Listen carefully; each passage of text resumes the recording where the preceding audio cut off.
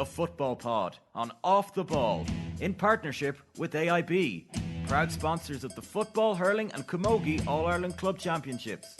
Hashtag the toughest.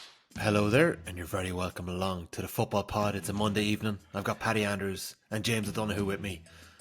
Hey, Paddy, James, nice to see you.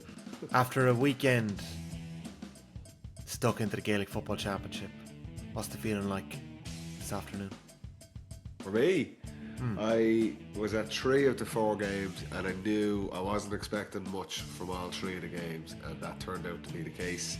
And I missed the best game, which we thought it would be. It was Donegal Tyrone. There was a Clonus on Saturday night for Armagh and Down. In an intriguing game, I suppose would be a nice way to describe it. Armagh finally come out on the right end of a tight game. They're back in the Ulster final.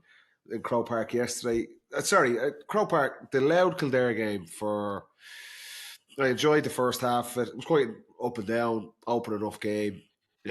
Quality wise, I thought, particularly the second half, it seemed to drop off, and I did include Louth in that, but they were the better side. They deserved the victory. Kildare, look, they're in the Tailteann Cup. That's where they belong at this stage. I don't know if we'll talk much more about them. We've kind of covered them off, and what we seen yesterday from Kildare was the exact same that we've seen for the last 6 months from them. And then the Dublin Offaly game was a non-event as well. So the main story is the one I missed, but I watched it back today, was Tyrone-Donegal. It looked like a class game. You were a bit underwhelmed. Jimmy, was that what you were saying? Well, James, you take this. I enjoyed it. It was entertaining, but yeah, I thought it was only because it was so close. It wasn't edge of your seat, helter skelter, attacking brand of football. Like, it was nervy, it was tentative, it was every turnover was kind of punished, and I really enjoyed the game, but it wasn't textbook. I did think going in that Donegal would find it hard to get back up to that level again. I think that they were just a shade off it, but I think that Tyrone came into the game with a good game plan of taking the air out of that game early. They had a couple of very long sustained attacks. Donegal were so deep. They went back to top of their D and even further back. I couldn't believe how deep they were. And they left Tyrone control the game.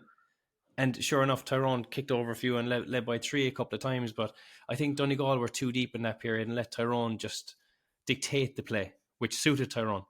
But then when Donegal needed to come, they had it in the locker. I was surprised at some of McGuinness' substitutions as well. I must say they were interesting.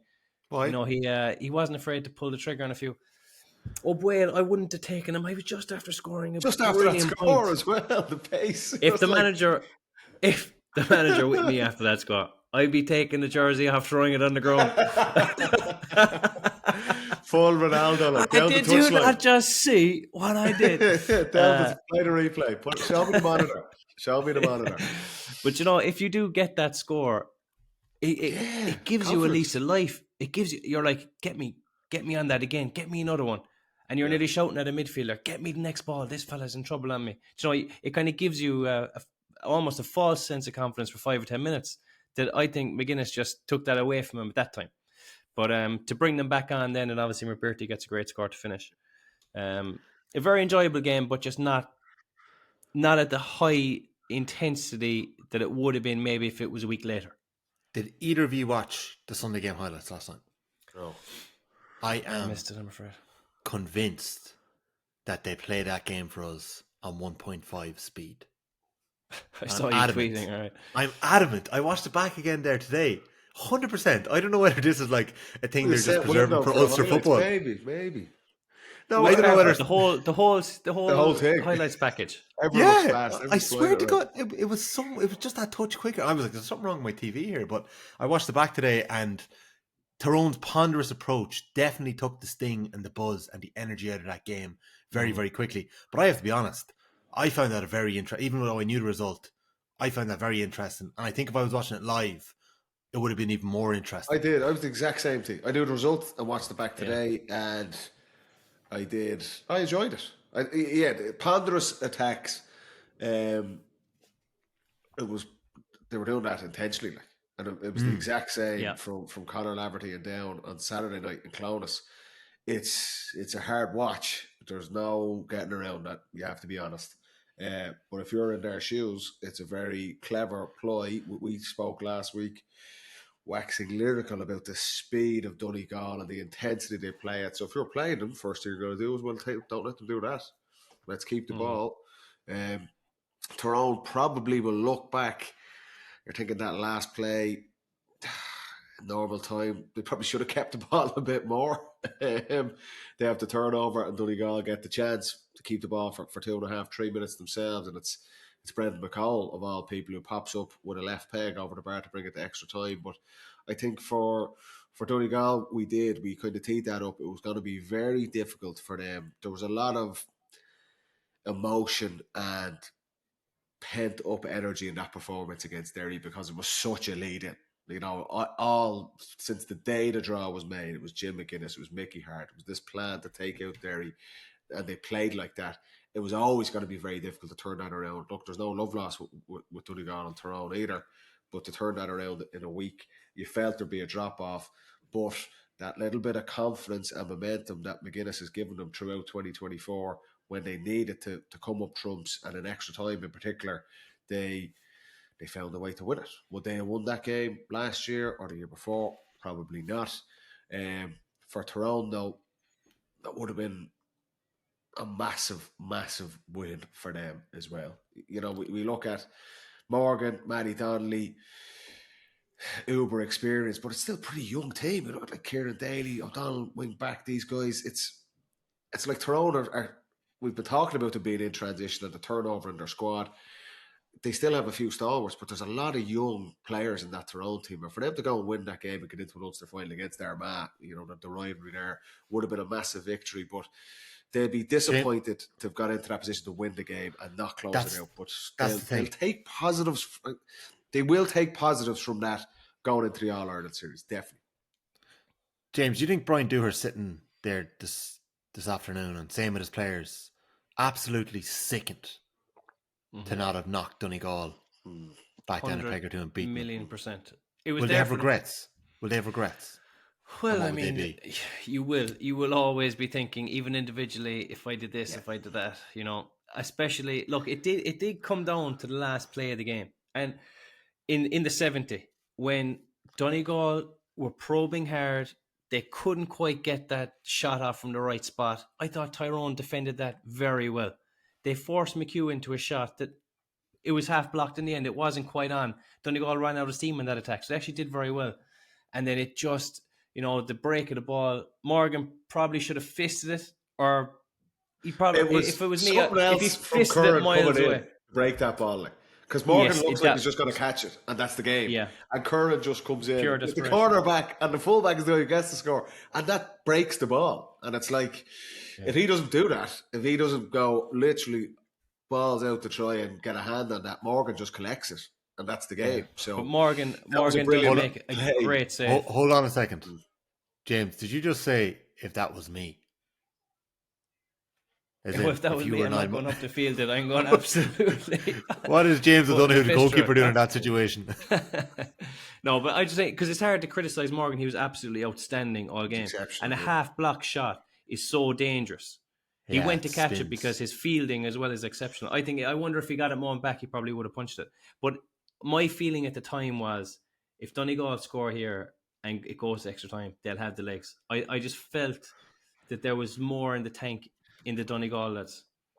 Did you get the sense that I didn't think Tyrone would sustain it? Did you get the sense that they changed anything after the Donegal performance last week? Like, was last week a scramble after beating Cavan to tweak things, to change things, to implement a different game plan than they may have had already? Or do you think they were ready to rock, expecting McGuinness and Donegal to line out like that? Well, it's been kind of said plenty over the last week or two that Donegal this year are very similar to the other Jim McGuinness team. Do you know that, like, they're not coming up with anything ridiculously new and kind of that would shock you. So I think Tyrone would have been fairly prepared for that challenge. Do you know, I don't think that they would have been like, oh, did you see what they did against Derry? No, we have to completely change this. I think they would have known what was coming anyway. But I actually thought that Tyrone would have gone into that game with a good mindset, off a little bit of a lull, not their greatest performance, and ready for Donegal.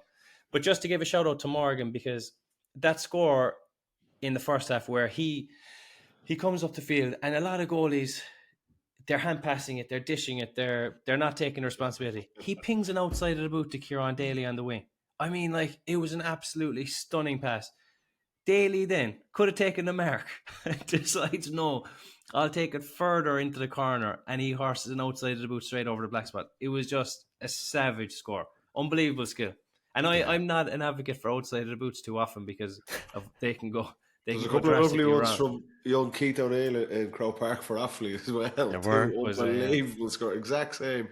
Outside the right, you're thinking, this could go horribly wrong, but he nailed it. But on Morgan, that's an exceptional play. But some of his kickouts, I mean, the kickout he gives to Daly in the third quarter, like quarterback stuff, running away. And he did a couple of drillers straight down the middle as well, Paddy. And they get a score off the long one and to the Daly. Behind the goal. Yeah, it's behind the goal camera is unreal. It's class. It's an unbelievable kick. And you're talking about Jimmy going, or Tommy, will they be regrets today and your own individuals? Yeah, they've nearly 4-on-2 in that play, and it ends up going to Colin McShane, who just had an off day in front of the post. There's a guy who's going to look back and go, Jesus Christ. And then just kicking that ball wide, but it was an unbelievable kick. I watched that third quarter back. Donegal ended up winning at 6-4, but I thought there was unbelievable scores. There was a couple of misses in it as well. Pat Morgan, McGonigal gets one for Donegal as well. Long range kicks. Derek Hanavan, who we knew would probably be a bit more on the edges of the game, just the way Donegal were set up, but everything he did was class. He gets a brilliant score as well. Daly, there's one of these younger players. We seen him at Killarney that day. We were savagely hungover, but he gets. We were impressed with him that day. He showed us something. The haze of that day, and I just remember who's that young lad that's scoring that goal. I was waking up back in the stand, back in the terrace of Fitzgerald Stadium. But I thought he was excellent yesterday as well. And Shawnee O'Donnell. Did he show you something? Well, he did a difficult job picking up Ryan McHugh, but he did exceptionally well. He maybe snatched at a couple of shots, and the last play, you're thinking, does he need to go down that avenue? I know he's coming at pace, and he got so much joy out of running at pace throughout the game, and you could say, okay, 99 times out of 100, that's the right thing to do. But when there's a minute to go on the clock and you're a point up, you can just kill that clock, and there's nothing more heartbreaking if you're a point down. We seen it with Cork the week before against Kerry, and the other team are just keeping the ball, and you're out on your feet, and you have to try and push up and get it back. And they'll look at that play, he'll look at that play and go, I'm running into traffic there. Just gave Donegal the ball back, and ultimately they keep the ball for an extra minutes, and that's where that score, the equaliser, comes from. But I thought he had an exceptional game. Bear in mind, he's going. Brian Dewar sits him down and goes, "You're going to go man to man on Ryan McHugh." Like that's a big job for a young player. But they're the positives Tyrone will take. It won't feel like that today, but you now look, is that a template for Tyrone? Can they play like that through the All-Ireland series, or do they go back to this kind of flakiness? For their sake, you hope that's the baseline for them now going into the All-Ireland series, because if they build on that performance and those younger players, I thought, shout out to Matty Donnelly as well, lads. I know he's had a horrendous injury. He's been going since me and Jimmy were playing, and I thought he was outrageous. It's a great role for him, that role, to kind of just calm things down. You can see the younger players, when they start panicking, they're nearly looking for him, and he just takes it back and calms down. I thought he was brilliant yesterday. Some had to buy it free. Beautiful, isn't he? Just stands at the tackle, and it's like looking at the ref. Yeah, he has it. And then you've Morgan. Why wouldn't you? If Morgan can bomb them over from 55 yards. But he was good yesterday. But if Tyrone can kick on from that, Jesus Christ, there's this qualifier draw this week for the series. No one's going to fancy them if they can play, if they can build on that performance yesterday. The only thing is with Tyrone playing others, I think that if Donegal could have the game back, if Donegal had lost, I think that they'd have said, lads, we were too deep. We let Tyrone have the ball kind of around midfield. It was like quite high up the field. They were just passing it over and back, dictating the play, sapping the energy out of the crowd and out of Donegal. I think that at Dublin, especially, will chase Tyrone down there. Like, Tyrone will be in the world of pain. You try and hold the ball there against Dublin. Do you know, like, I think that if Tyrone are going to play like that going forward into the rest of the season, I'm not certain of how far they'll go. But Do the you know what I thing, mean? Jimmy, they might not, because what we're saying, I felt it was a very specific tactic against Yeah. Donegal to lower the pace of the game, to not be dragged into this basketball intensity, which Donegal have clearly, they're one of the top teams at that. And if Yeah. teams do push up on them, remember, McCurry's on the edge of the game. Yes, it's not a game that suited him. We kind of said that would be the case. It's quite deep. You can keep Canavan and McCurry inside, and then we can get bomb kick passes into them. I think Tyrone would be happy enough in certain circumstances if they can do that. True. I suppose As that's well. actually true about Tyrone, is where they have a couple of different game plans that they argue could throw out. But it'd be interesting to see what they would do against other teams. But I was surprised that Donegal were so deep. I thought they put more heat on a little bit further out, because if you were to turn the ball over there, it's far easier to get a score than to turn it over on the penalty spot. You know, like it's a long way up the field, 150 metres from there. How is Matty Donnelly able to do what he did? He obviously played last week against Cavan. He had that unbelievable block in that game, big influence. And then again at the weekend, he was phenomenal. The actual pace of those games the last 2 weeks, is that suiting him? Is it going to change a little bit? Or are they going to have to use him slightly differently later in the year? Position he's playing as well, he's kind of sitting back. He's not particularly marking anyone, particularly if you're playing centre back and the other team drops off. And you've loads of bodies around you in attack. He's not sprinting a lot. You know, he's an unbelievably intelligent player. He's all the technical skill. The challenge for Matty Donnelly in that role, you feel like if Tyrone are playing Kerry or Tyrone are playing Dublin, he's going to be marking a centre forward.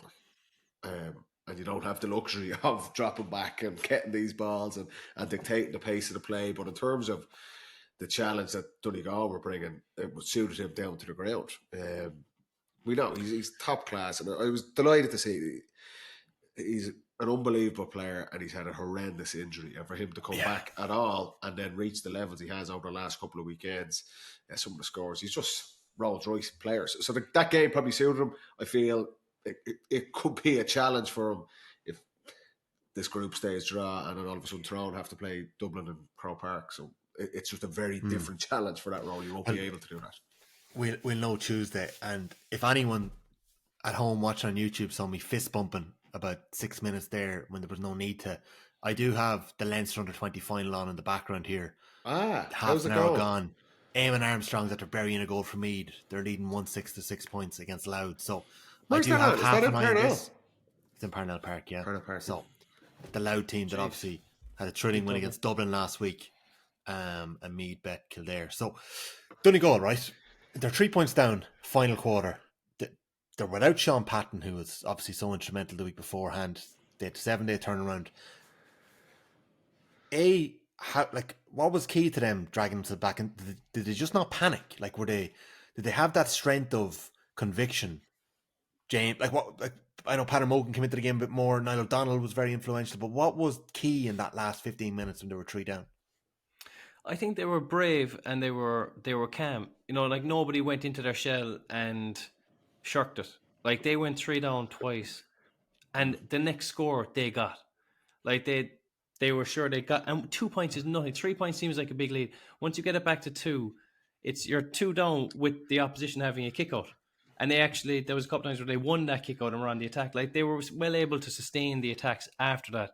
So I think that's a good sign of the dressing room as well, where you go 3 down.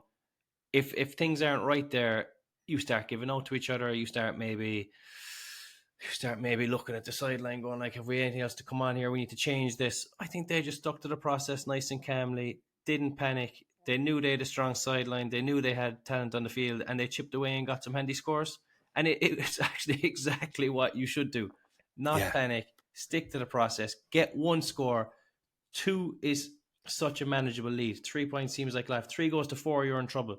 But they got the next score both times and just were able to come back into it. But I think that it's a pure sign of the strength of the camp that they didn't panic. Yeah, and that's not to keep back to McGuinness, but that team is talk about a team on the same page. Like they are. Jim McGuinness says jump there and say how high. You can see that in their game.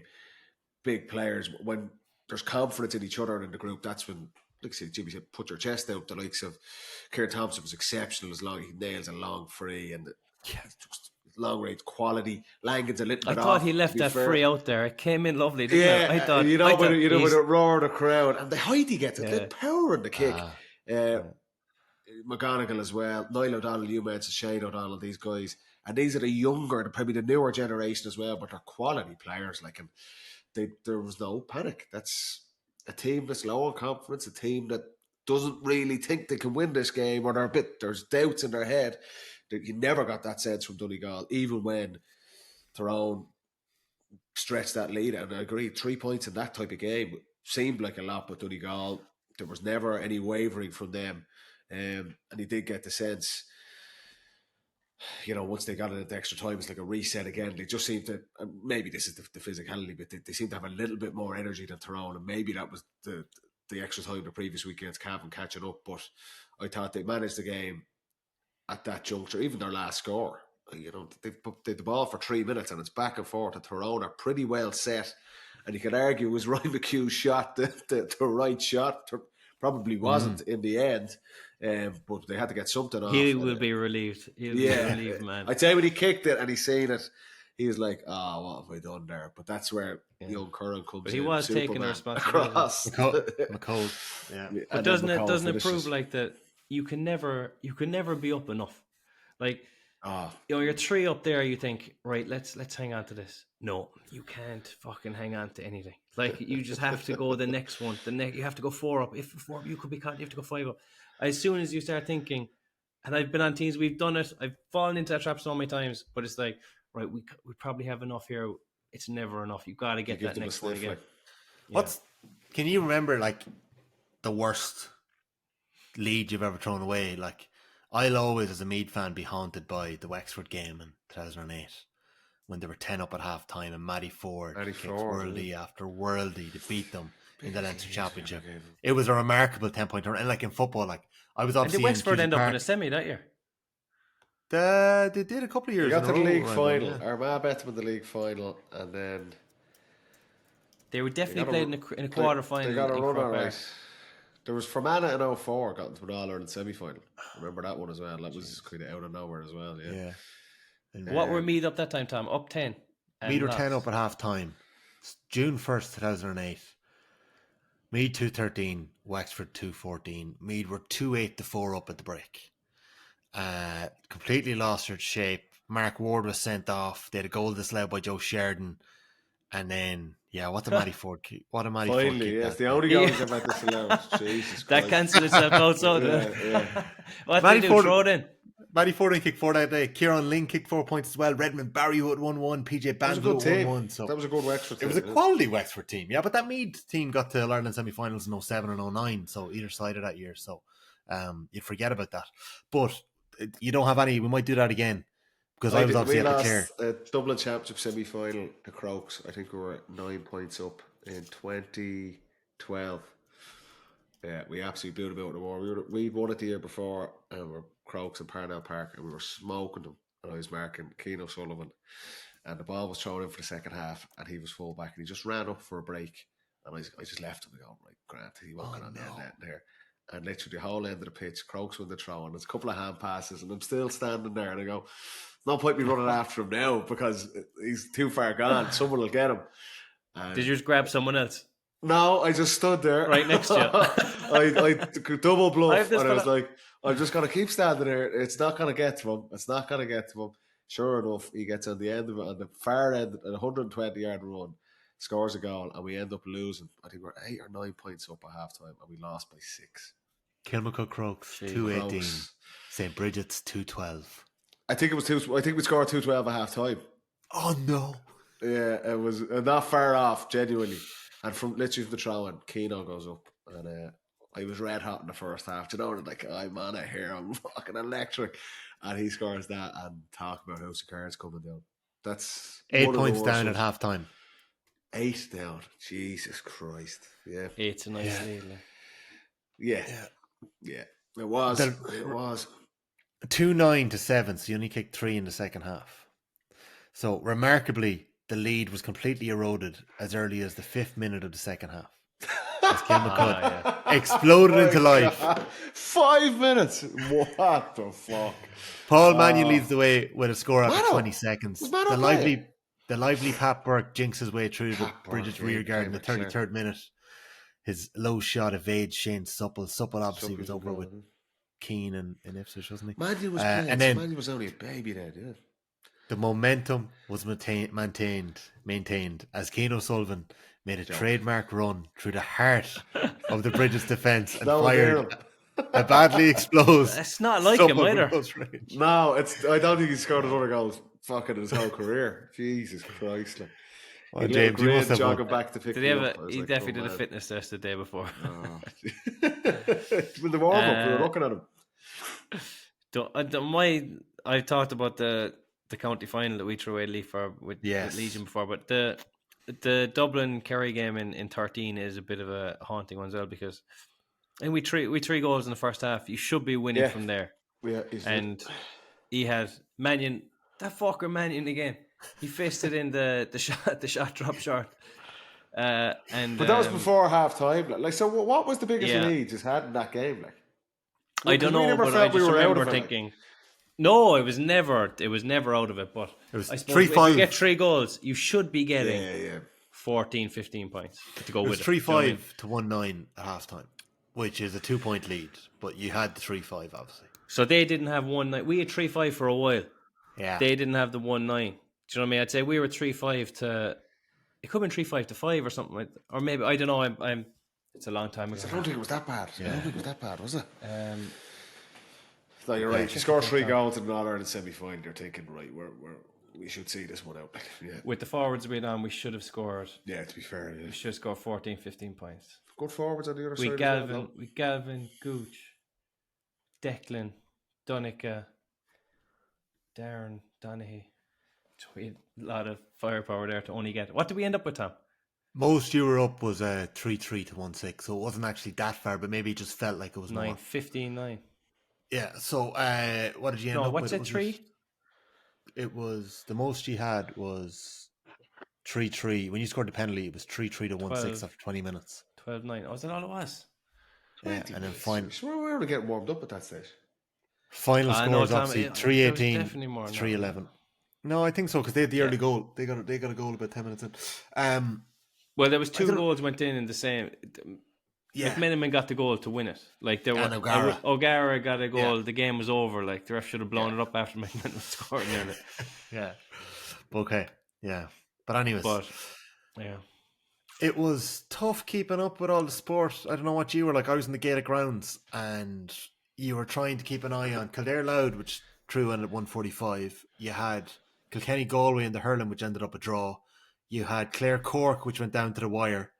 And then I've got money on the line in a couple of fancy Premier League tables where I'm second in the league and I'm hunting down the chasing packs. Why am I into soccer as well? Very difficult staying on top of it all at the weekend. And Liverpool, West Ham, Spurs, Arsenal. That was Saturday. Liverpool Saturday. Spurs, Arsenal was yesterday. City are going to win that thing. It's a shambles. City will just win their last 4 games. Boring as fuck. Absolutely. Yeah. Can I pull you back to Saturday night? Because this game got a bit of grief. It got a bit of grief, but context. Down in Armagh met in an Ulster semi-final in Clonus 12 months ago. And Armagh put 4-10 past them. So it was no surprise to see Down set up in a manner that was very, very, very defensive and, set up to frustrate Armagh, which they did, and they got their lead early in that second half. Yeah, and Conor Rafferty spoke afterwards and he outlined exactly what you've just said, that we had the game broken down to the minute. From a neutral watching the game, it was not a good spectacle. But if you're in Conor Rafferty's shoes, and they said this on air at the time, you're saying, what is the best way for us to try and win this game? And that was exactly the way they set out. Frustrate Armagh, drag Armagh down to a really slow game, and get this into the final quarter. He made changes beforehand. He took Liam Kerr out of the team, and that was a player. Why is he doing that? And put in basically 3 changes and brought in 3 defenders. So straight away we got the changes on air. We're like, oh Jesus Christ, this is gonna be a hard watch, and it was. But he brings the guys in. They get the goal. we felt the running game was the only way our Down have really hurt teams this year. They don't really have a long range kick passing game, and they don't have long range scorers. That's the reality. No. And Conor Laverty knew that. So he set the team up very pragmatic. This is the best chance to win the game. They get a goal, a really sloppy goal from Armagh's perspective. They'd be so disappointed with the 2 goals they gave away, but particularly the one before half time. It's from a free kick. So it's not like they've been caught out on a turnover, a kick out.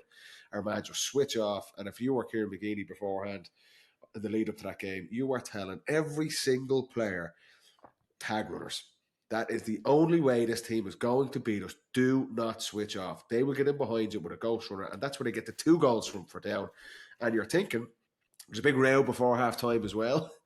And you're just thinking to Armagh, do not get dragged into this. Don't get a lad sent off or have a big brawl. And just, if you're an underdog, these are the type of things you do in a game. Slow it down, nick a lead somehow, have a row, be real niggly, and just frustrate the shit out of the opposition. And for long stages, and that's a credit, it was the game plan from Down, and it very, very nearly worked. In the end, and you have to give credit to Armagh on this side. Rory Grugan was speaking with us after. Those are the type of games you just have to be patient and back yourself that we have the quality to do this. And they very nearly didn't, but they end up, their best score today is their last score today from Jason Duffy, where they're really measured, they're really controlled, they have good shape up front, which I thought was a major problem for them in the second half for Armagh. They get the ball in deep to Murnan, and he pops it off to Duffy for a long range kick, and that's the winning of the game. But for Conor Laverty and for Down, the only chance they really had to win that game was to play that way. You know, he knows there's a lack of probably attacking quality in their game, if their running game is stopped. So that's why they set up that way. I think they'll go close in the Tata Cup though, because they'll be organised, they'll be hungry, but I'm happy as a neutral that Armagh are in the final. It's an Armagh-Donegal, because I think Armagh are a better team. Armagh are a better team than Down, so I was happy they won. I wonder, are we not giving Armagh enough credit here? Because, you know, we're talking about the lessons Down learned from last year. Armagh have lost an awful lot of these games where they should have won tight games by the tightest of margins. And at the weekend, I thought this was a big thing. Oisin O'Neill comes off the bench, kicks a big point. Aidan Nugent comes off the bench, kicks a big point. Jason Duffy comes off the bench and he kicks a big point. Big impact. James, I know in your minute roundup you highlighted. I did see this, yeah, I like that. GAA Monday. Mad minute.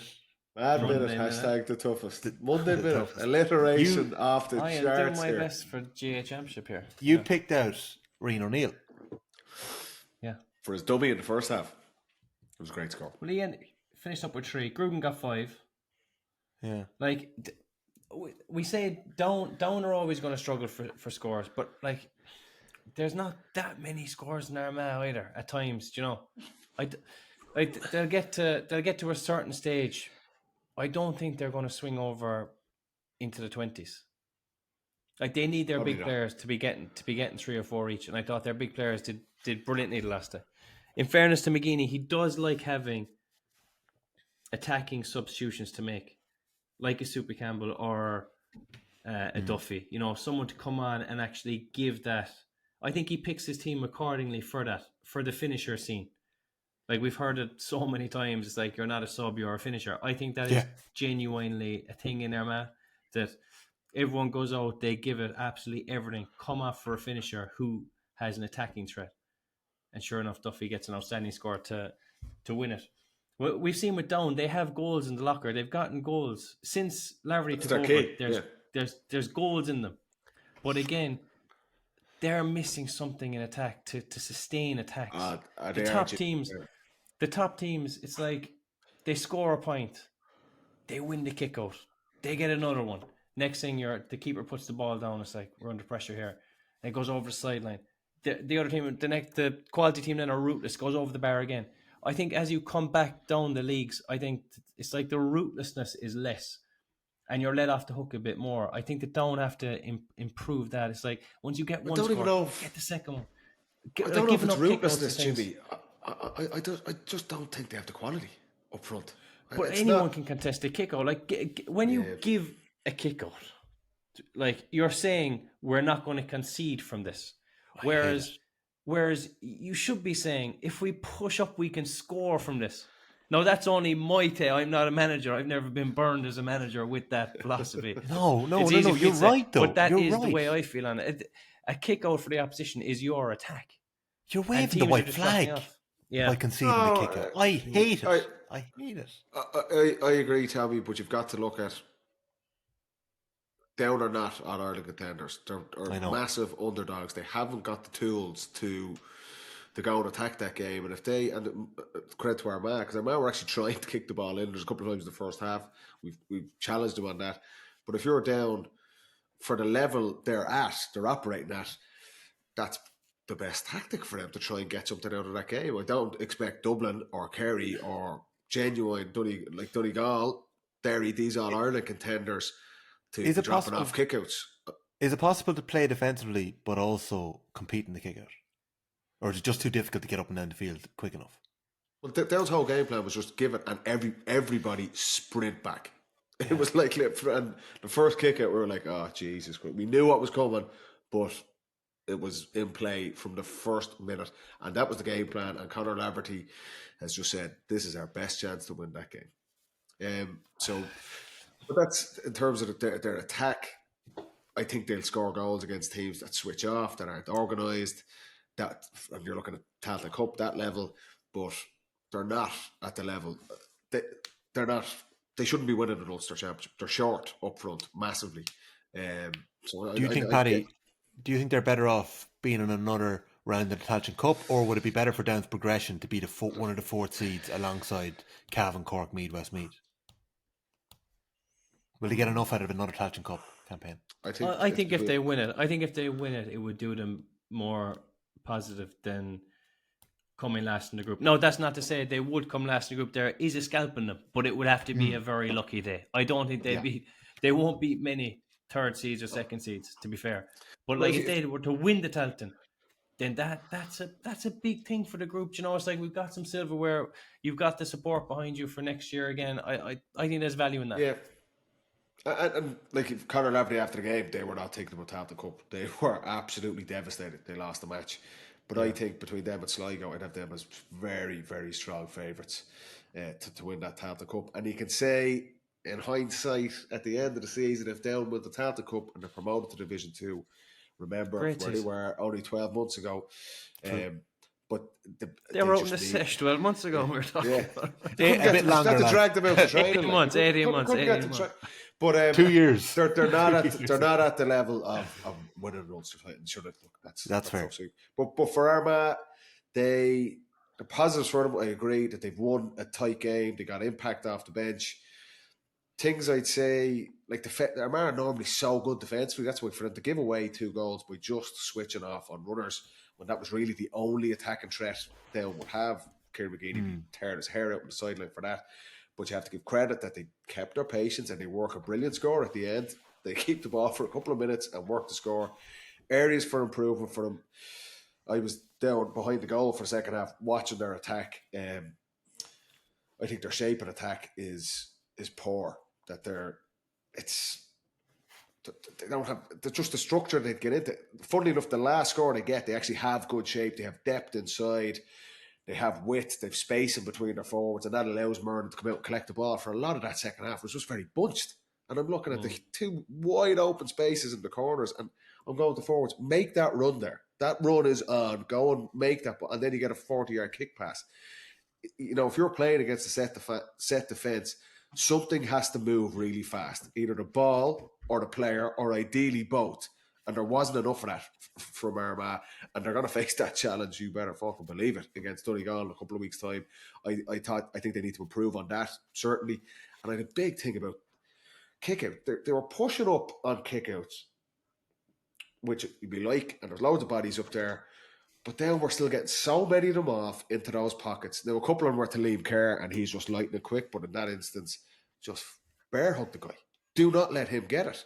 There was too many times where Armagh have bodies up the pitch, but then we're still getting the kickouts off short, because it was nearly Armagh were thinking, my job's done if I'm up the pitch here. We have 8 guys up, we're grand, but they weren't aggressive then. You need to literally be fouling the opposition. Do not let your man get the ball. And it just allowed Down got out so many times on short kickouts, particularly in that second half when Armagh were chasing the game, remember. And you need to be way more aggressive. There's no point in just being up there. You need to be mauling fellas. Particularly, but on the short kick up, Paddy, the man on man, right? I think if you're patient enough as a goalie, you will get something off. And then the only way to stop it is to overload and almost have more attacking players than there is defenders there. You know, Jimmy, I don't think Armagh had all the bodies up the pitch. They were. It was like, okay, that's the first stage of it. Now, do not, and Down were kind of clustered into the middle of the pitch as well. It was clear that we were going to break out to the wings, and Armagh were waiting on it, and they just. It was too easy to get that kick out off. Particularly, we know the mindset with Armagh, obviously, was let's be really aggressive and get steals in the kickouts, but they weren't. They need to be against Sean Patton in a couple of weeks' time. Do you know what you said there about staying wide as well? I think it's absolutely crucial in attack these days. When there's so many bodies back, if you think that you are going to go through the middle, you have absolutely no chance.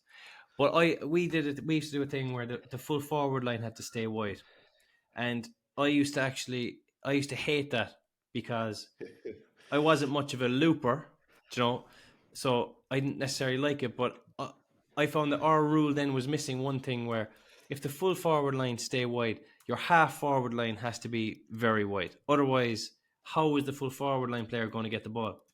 Because say if all your half forward line players are central and your inside forwards are wide, how in the name of God are you going to get the ball out to the corner forward if the cornerback is any bit smart?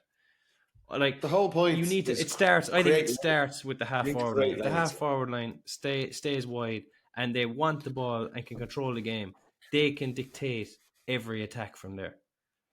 But if your half forwards are really wide, at what point does the rest of the team have to be thinking wide?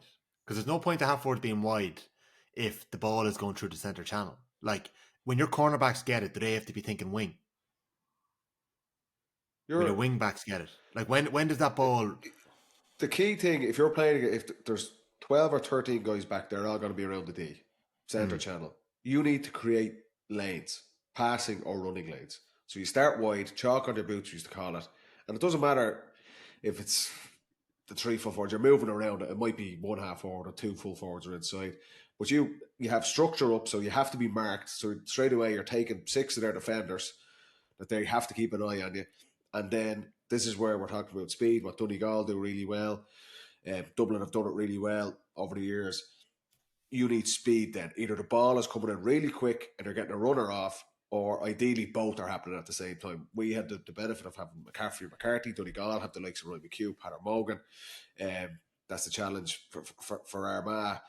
Can they get it, their structure? If you look at the high behind, I don't know if there is a high behind the Cloners, but I was fucking on the pitch looking at this.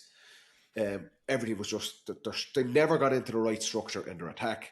There was no width, there was no depth really, bar their last score, which is really well worked. That's a template for it.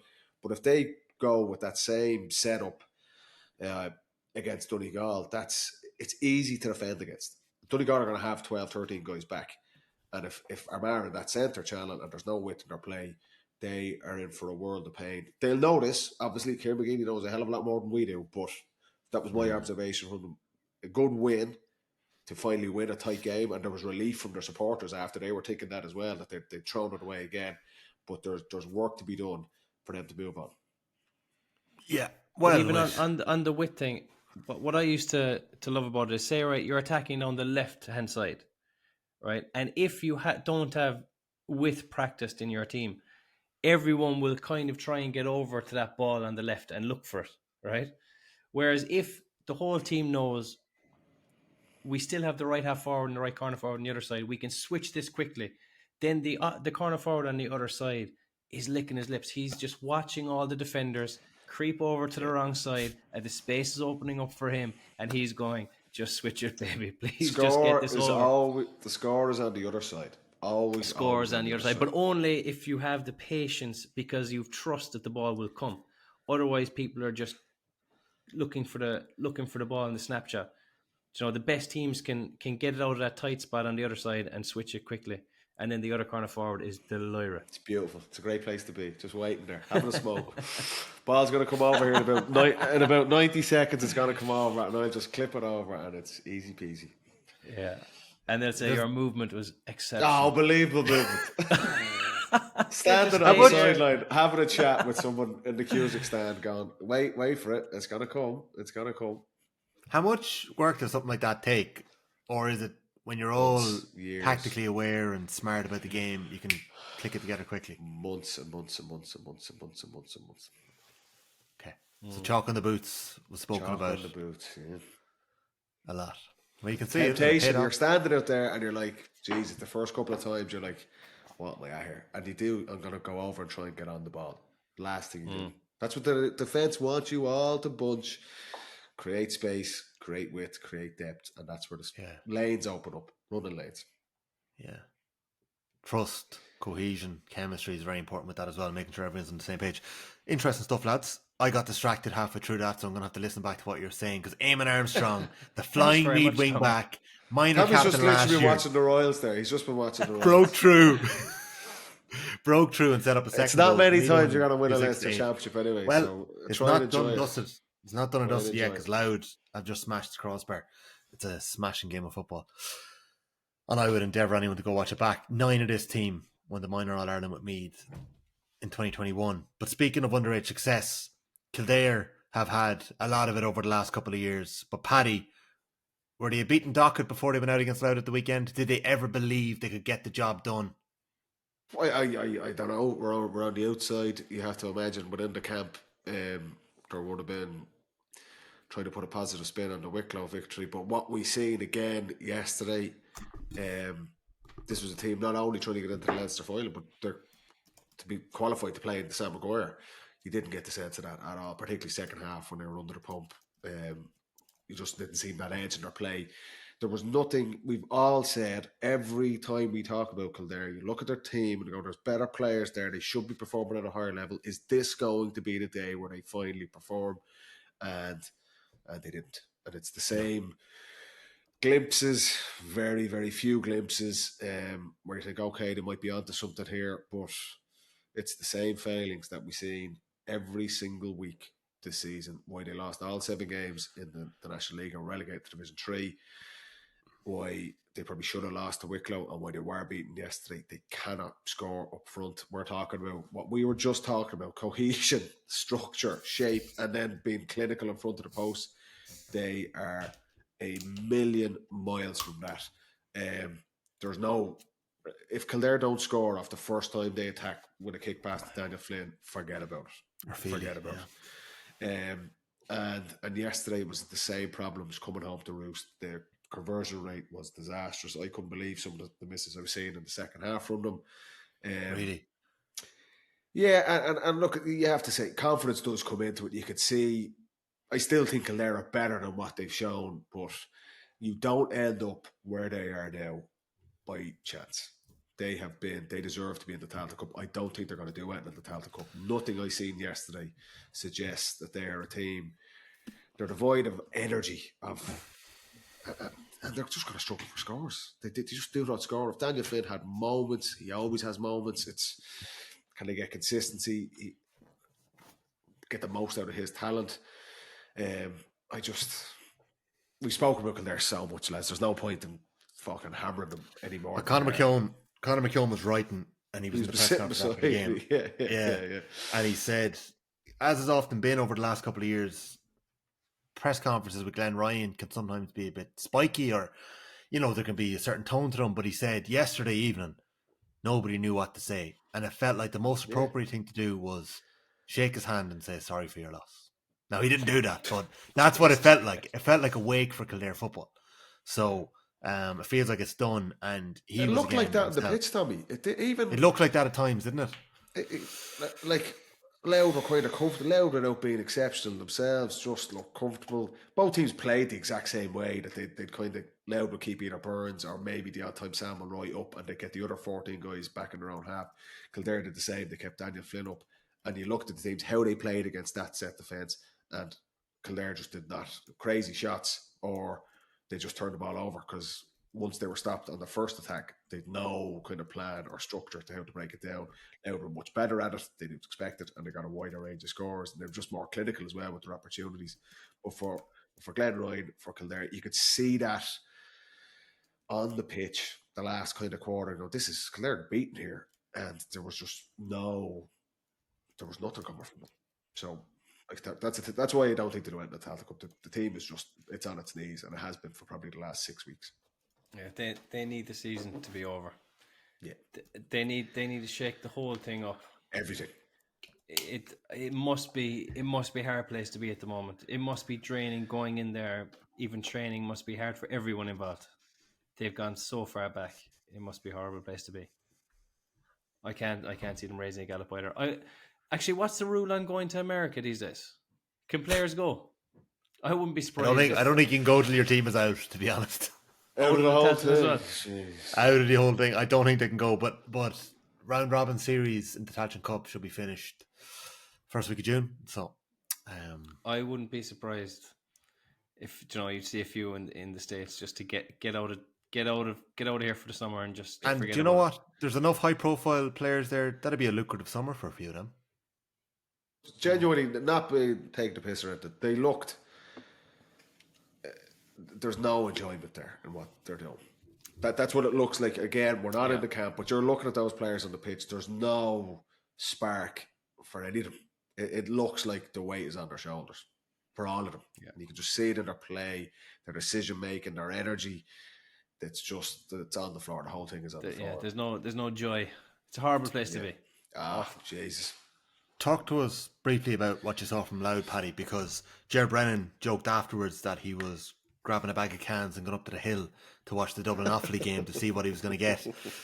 What did Louth show us? Are they still very much the same solid outfit that we saw last year that are going to fall short against Dublin? Are they getting any better? They're not going to be Dublin, but they're really well organised.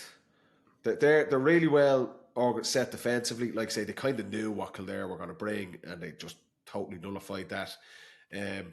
They got sprinklings of really good players. Kieran Downey was actually pretty quiet. Yes, he had a couple of moments of class.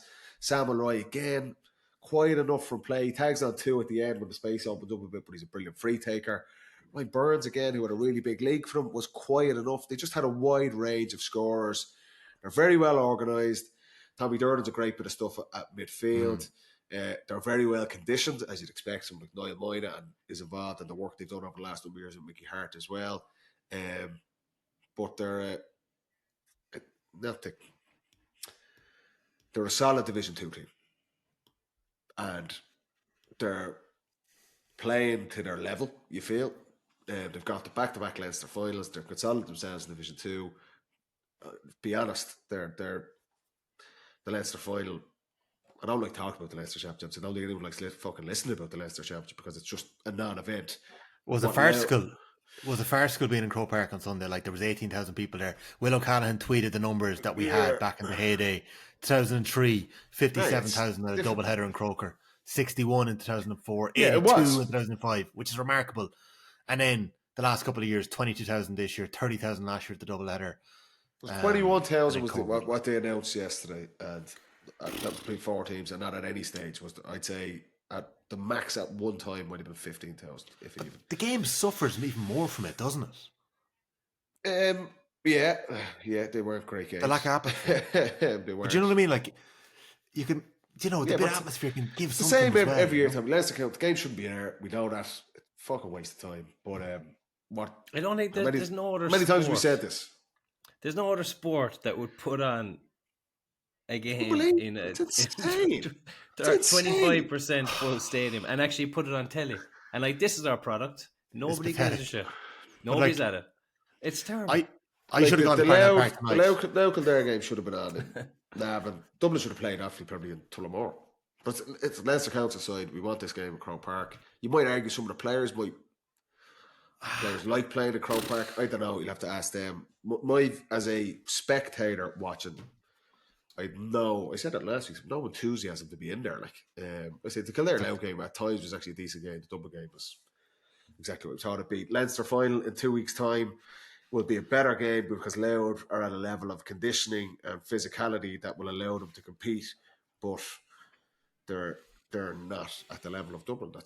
They're not. So that's Okay. Can we get a quick word on Dublin? And then can we touch on the weekend? Will you bear with me because I'm afraid of going off air before this game is over and there's 8 minutes to go. You want to celebrate there. So Dublin can we do a slightly longer pod because I'm afraid to leave it. for 20 minutes as a game, Tommy. At the start, I was very impressed with Dublin in terms of they were sloppy enough against Meath. They'd kind of a slow start. The intensity in their play, bear in mind that the man on the street knew they were going to win this game at a canter, was really, really good. Their match, like they've shot small matchups, they're going after players.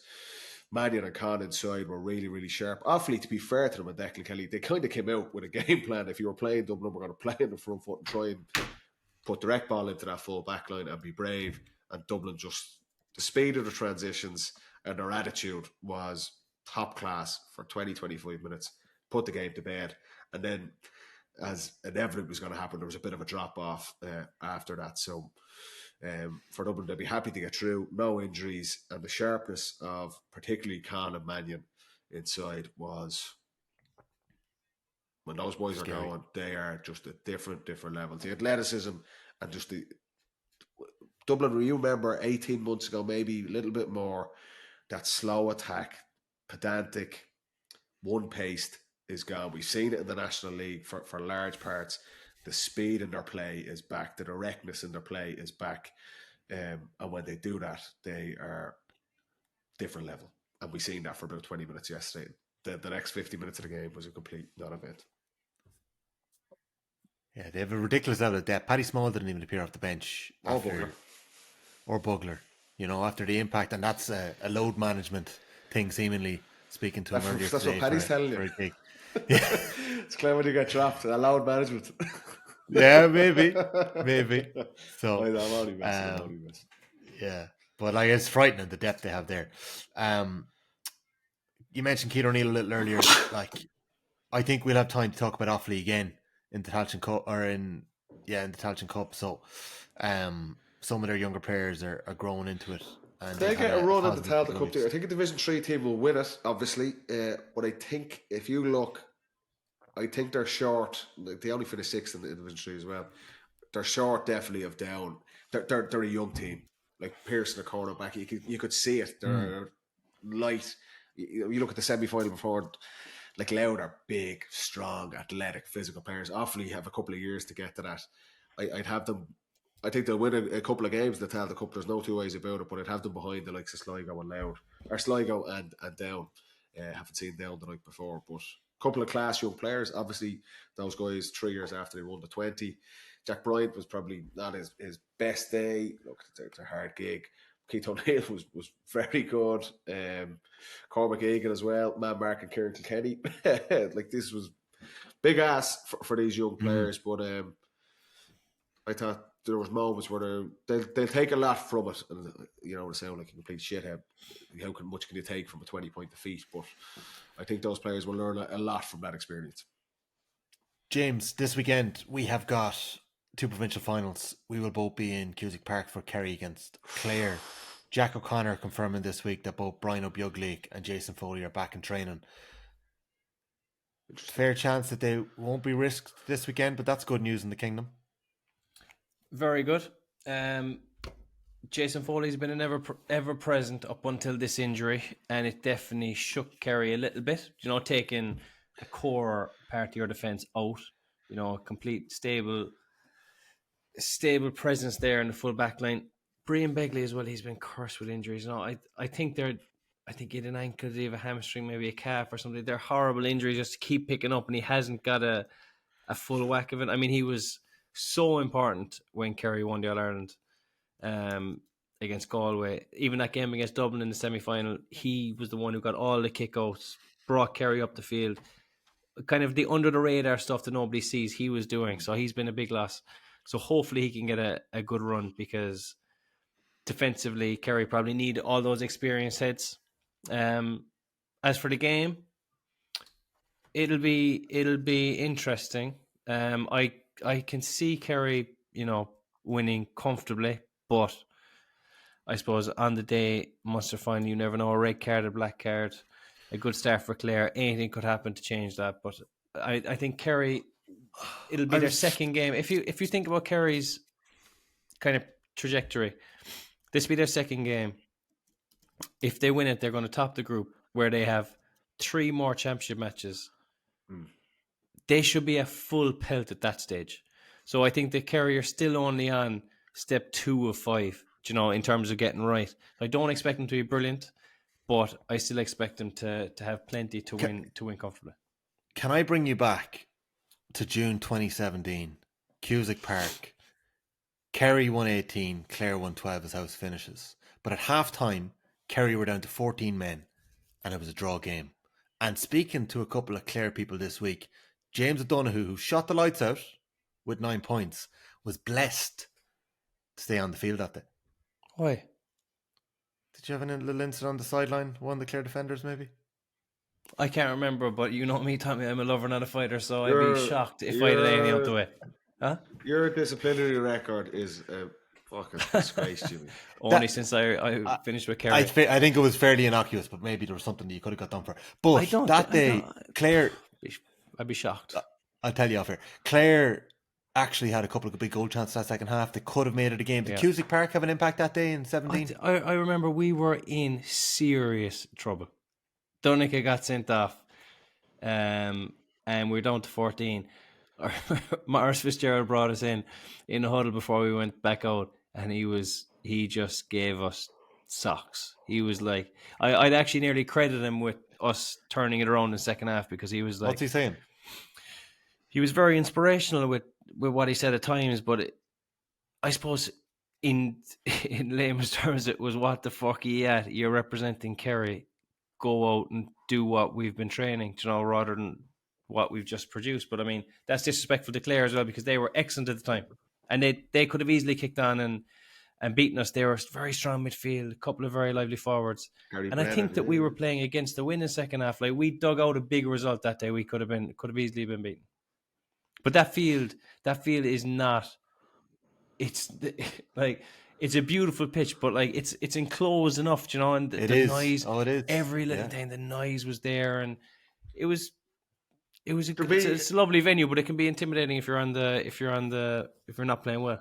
It'll obviously be a full house on Sunday, lads. You would imagine. Hopefully, it has to be. That's the hope, and I think Clare football deserves it. Hopefully, they get. I'd say, which is 20. Is it 20, Tommy?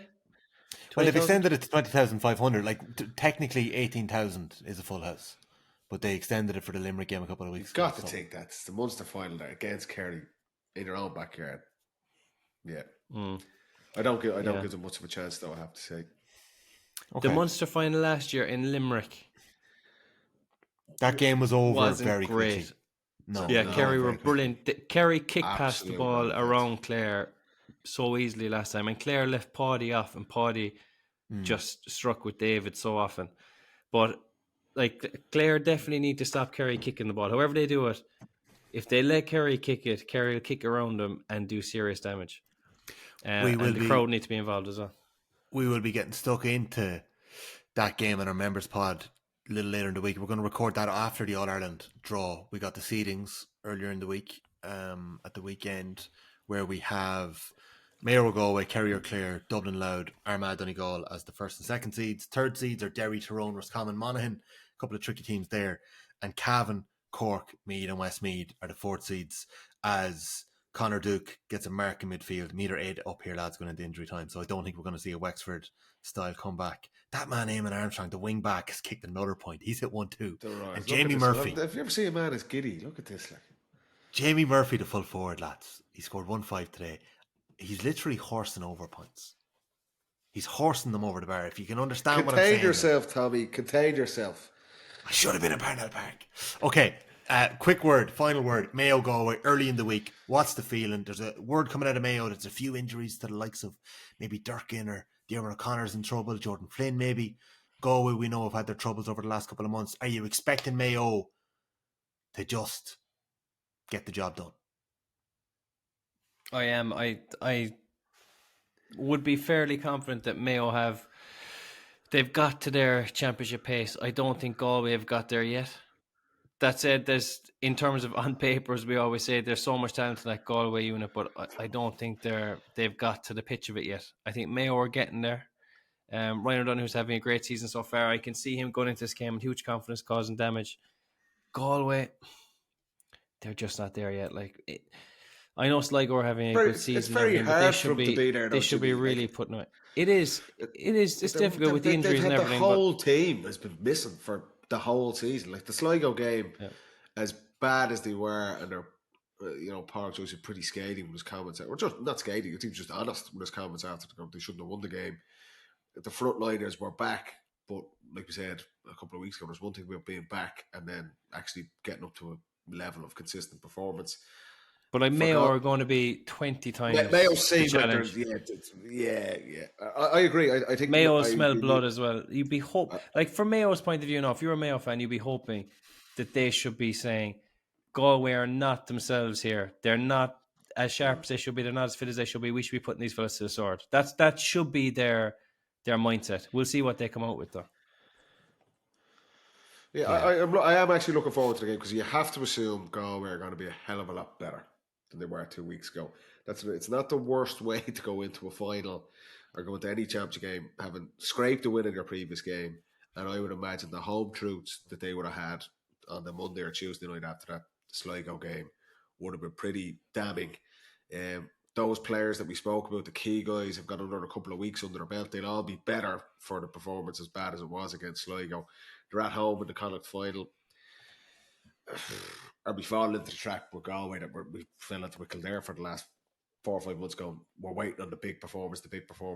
I think you have to give Galway a little bit of leeway in terms of what we've seen so far this season because they've been absolutely decimated, like wiped with injuries.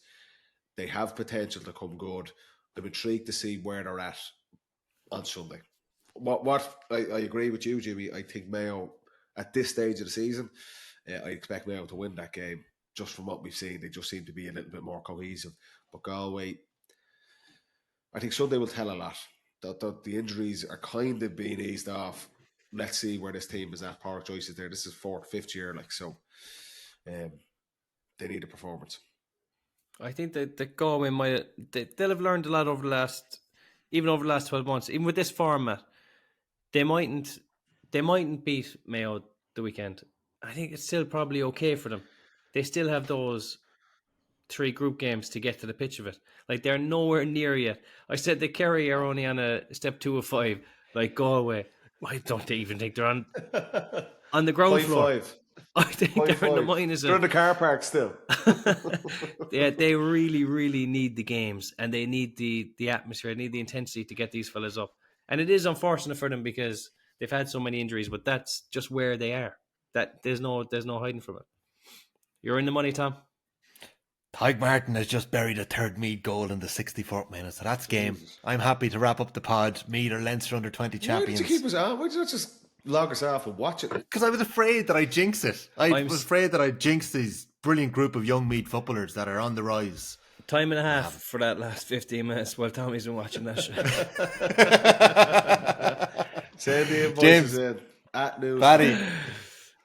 That's the pod. Let's see this draw tomorrow and let's look forward to a better weekend of football than we just seen. We'll have fun in Cusack Park next weekend, James. Paddy, you get to put the feet up. There's no football next weekend for you. You get a break. You've had a relentless couple of weeks. No, I'm actually going into Croker on Saturday for the Heineken Cup with a few buddies. So we'll have a good day on Saturday now, I have to say. Looking forward to that. Nice. Enjoy that. I will. What did you do wrong last year that you didn't get called up to do the draw this year? I don't know. Larry's gone, you see.